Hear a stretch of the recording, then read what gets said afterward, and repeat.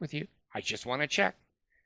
Is it true that when they tried to open the door that you had 2 smuggled guns in Carthage jail? You had one, and your brother Hiram had one, and you put them through the door, and you shot, and at least 2 people you killed, and one was seriously injured, and that Hiram, your great brother and confidant, emptied his pistol through that door too. No problem. No problem. Let me just note that down a little bit. Now, I want to make sure that we kind of sum this up because I think you're a quality guy. I don't want to put any pressure on the 12, quorum of the 12 to accept you, but I'm certainly going to put in my notes that you're a quality kind of a guy. You're the kind of neighbor and human being everyone wants to live around. Was there any other community situation that arose? Okay, I agree. I think that tar and feathering a man is not is not the innocent until proven guilty, and that I don't think it's appropriate for members of the community to tar and feather anybody in the middle of the night. And morally, I think that that was wrong. And of course, that community was saying that you were having sexual affairs and activities with younger girls, etc. And none of that was true, right? Okay, I appreciate you being honest here. That's so important. When I said younger girls, you mentioned something about Helen Mar Kimball. Was this Heber C. Kimball's daughter? I see. And how old was she? Oh my gosh, 8th grade? An 8th grade girl, 14 years old? And again, I'm just going to make little notes in here because there's some things that we don't need to disclose everything, if you know what I mean. We all have weaknesses. We all have sexual desires. We all have a little bit of kinkiness. And certainly you're not going to be any different. Now, tell me what happened with this. I know you got tarred and feathered once. You've been in jail several times. But what went on with this Helen Mar situation? Oh, I see. I see. Now we've had many angels.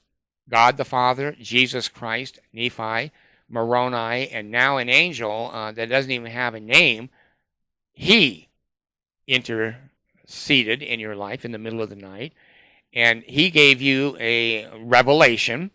And you said, I know that you said that you could see that, I think it was Moroni didn't have his garments on. He was open at the chest. But you're saying that this angel, his attire, part of it was a flaming sword. Now, again, I don't want people to misunderstand you. These are reasonable things, Joseph.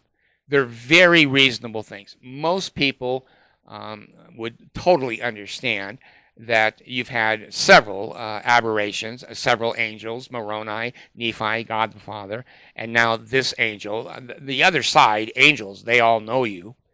This one showed up with a flaming sword. And again, I don't want to make any assumptions. When you say a flaming sword, was it like on fire? The whole sword? It was. Oh, okay, it was on fire. And what happened there? I see. He told you that you were to marry and have intercourse with as many teenagers and married women as you could congregate. And of course, you and I are smiling. We know the quality of the human being and man, the real man that you are. 40 women wanted you. Now, I don't think any of those women came to you. They weren't drawn to you. But I think you went to them and basically said, you'll go to heaven. God told me that you should marry me. You should be my polygamist. I see. And whether they came to you or you went to them, doesn't matter. Does it matter? To me. Anyway, Joseph, you did decide to obey the angel. He said that if you didn't have as much intercourse as many times as you could with teenagers and married women, that he was going to kill you with the flaming sword, and that you were to tell Emma that you had this talk with the angel, and that Emma would be killed by the flaming sword and the angel if she didn't cheer you on and help you find 7th graders, 8th graders, 9th grade girls to have affairs and intercourse, concubines, adultery. I know the world has many, many words that are negative. This was spiritual. This was holy. This was like biblical persons. Now, Joseph, I just want to make sure here. I want to make sure that basically Helen Markimble was your first 14-year-old that you married as a plural wife. Okay. And this rumor that I've heard about Fannie, I want to say Fannie Mae, but that's the government, Fannie Auger, the 16-year-old that was a maid in your house, Emma, reported that she found you and Fannie in the barn, and you were in Fannie's panties, and Emma didn't like that, and of course she didn't understand these things. You know, women don't see this. They don't see that we are made to screw everything that moves. Every woman that agree, don't agree. I understand, Joseph, where you're coming from. I've been a counselor and in HR for 80 years, and I know that these women can get on this Me Too and all this feminism and equal rights. They need to stay in their place. But evidently, you and Fannie had a booty call there in the barn, and of course Emma was unreasonable. She kicked the girl out of the house. Well, I agree with you. I think that Emma was wrong, and that you should have been able to screw as much Fannie as you wanted to. Now, Joseph, I want to kind of come to the end of this HR interview because I know you're anxious to get hired by the Mormon Church. I know you've never had a job. I know that you've taken money from the Kirtland Fund and from other members of the church, and you're going to fit in very well here, very well, because you're going to be taking money, tithing and fast offering money from the members, and you don't have to work. You don't have to work. You just have to make up shit. You just have to come up with things, and you have to play quasi-God. You know Jesus Christ. You and him have been befriended when you were 12 years old. You're going to fit in very, very well.